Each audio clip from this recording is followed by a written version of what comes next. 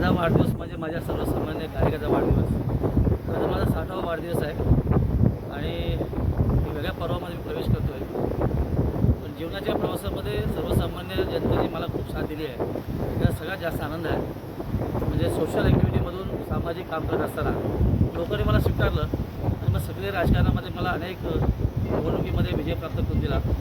2 वेळचा आमदार आहे. सरकारचा आमदार असल्यामुळे लोकांची माझ्याकडनं खूप मोठी अपेक्षा आहे आणि विशेषतः सांस्कृतिक असेल, शैक्षणिक असेल, या सगळ्या कामामध्ये मी प्रामाणिकपणे काम करतो आणि लोकांशी जोडलेला एक मी कार्यकर्ता आहे. लोक माझे जोडलेले आहेत. पण नातं कायमचं आहे. तेव्हा आजचा दिवस माझ्या अलिबाग विधानसभा मतदारसंघ किंवा रायगड वाशिमसाठी आनंदाचा निश्चित आहे की माझा 60वा वाढदिवस आहे आणि सगळे सहभाग देतात, आशीर्वाद देतात. बुजुर्ग लोक आहेत, ज्येष्ठ आहेत, मला आशीर्वाद देतात आणि काही कार्यकर्ते आहेत की जे मला शिष्य समान आहेत.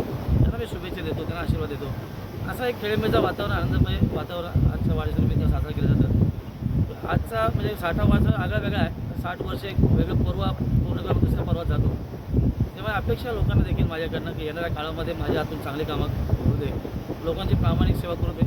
जी संधी मला मिळाली त्याचा पुरेपूर फायदा माझ्या शेवटच्या जनतेपर्यंत पोहोचवण्यात येते. जनतेचे प्रश्न एकच आहे की आता 2 वेळा तुम्हाला आमदार पाहिजे, पण आता पुढच्या वेळी मंत्री पाहिजे असं त्यांची भावना आहे. नक्की काय वाटतं आपल्याला या नक्की आमचे वरिष्ठ नेते, महाराष्ट्र राज्याचे माजी मुख्यमंत्री, आताचे मुख्यमंत्री शिंदेसाहेब या संदर्भात निर्णय घेतले. शेवटी वरिष्ठ निर्णय आहे. पण ग्राउंड लेवलचं माझं काम आहे. प्रत्येकाला असं वाटतं आमदार झाल्यावरती मंत्री व्हावं. माझी इच्छा नक्की आहे मंत्री व्हावं म्हणून. आणि मला असं वाटतं की येणाऱ्या याच्यामध्ये मला माझा पक्ष नक्की शिंदे, कारण मी रायगडचा मावळा आहे आणि रायगडच्या लढ्यामध्ये याच्यामध्ये छानपणे लढाई जिंकून पक्षाचं नाव मोठं केलं आहे. विशेषतः प्रतिस्पर्ध्यांना मी संपूर्ण इथपाचा प्रवास केला. त्याच्यामुळे माझा पक्ष या संदर्भाचा विचार करून येणाऱ्या काळामध्ये नक्की मला मंत्रिमंडळामध्ये सामील करू. 60वा वाढदिवस आहे आपला आणि 60वा वाढदिवसानिमित्त आपण एक आपल्या जीवनावरती एक पुस्तक प्रकाशन करणार होते. तर असं आहे की 5 ते 55 हे माझं पुस्तक आहे आणि 55 वर्ष जेव्हा पहिला आमदार झालो तेव्हा ते पुस्तक मी प्रकाशित करण्याचा प्रयत्न केला. मी लिहिलं मी तर 60वा वाढदिवस देखील आपल्याला करायचं होते, पण राहून गेलं.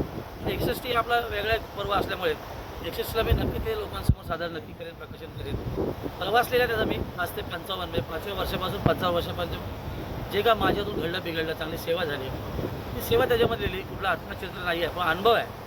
तर शून्यातनं इथवरचा प्रवास करताना खूप दाटून वाटून अनुभव आहे.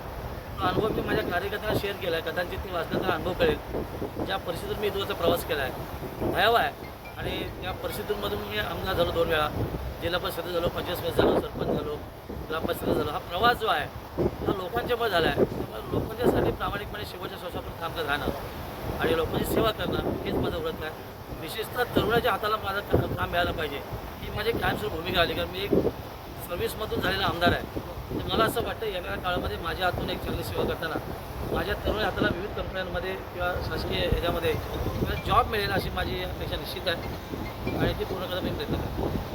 महेंद्र शेख यांनी अलिबागमध्ये एकही विरोधक ठेवला नाही, या संदर्भात काय सांगा? असं की माझा जन्मच मुळात त्यासाठी झाला असं मला वाटतं.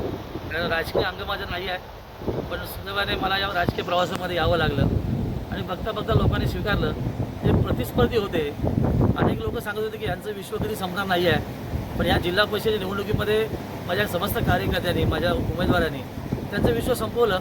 एक पर्व नवीन सुरू झालं, नवीन लोकांना संधी मिळेल येणाऱ्या काळामध्ये आणि मग कायमस्वरूपी माझी मक्तेदारी असं राजकारण केलं बोललं जात नाही आहे.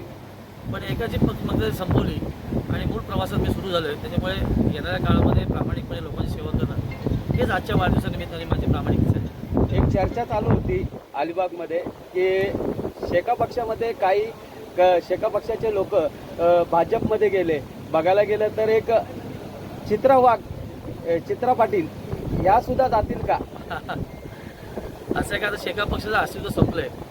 मला असं वाटतंय तुम्ही ज्यांचं नाव घेतलं तर माझ्याबद्दल लढल्यात विधानसभा. आता मैदान त्यांना तुकडं वाटतंय. खुल्या मैदानात जाण्यासाठी त्यांची इच्छा असावी असं मला वाटतं. एकंदर चर्चा तशीच आहे, पण माझ्या त्यांना शुभेच्छा आहेत. जर त्यांनी मोठा पक्ष स्वीकारला आणि खऱ्या अर्थाने शेका पक्ष भारतीय जनता पार्टी विलीन केला तर माझ्याकडनं मनापासून शुभेच्छा आहेत त्यांच्या कारकिर्दीला, तेवढं निश्चित आहे. पण दोन्ही घरानं एका पक्षामध्ये राहू शकतं का? आता एका महिन्यात तर 2 तलवारी राहत नाही आहेत. मला माहीत नाही येणाऱ्या काळामध्ये काय परिवर्तन होईल, पण आम्ही सगळे आशावादी आहोत की नांदा चौकी बरे. त्याच्यामुळे जे तिथे जातील त्या ठिकाणी तिथे राहू दे असं मला वाटतं. पण माझा जनाधार हा माझी जनता आहे आणि जनतेने मला स्वीकारलं आहे. तेव्हा मला कुठली भयभीती अजिबात नाही आहे. जेव्हा पण माझी इच्छा असेल त्या भूतलावरचं मी आमदार नक्की असेल.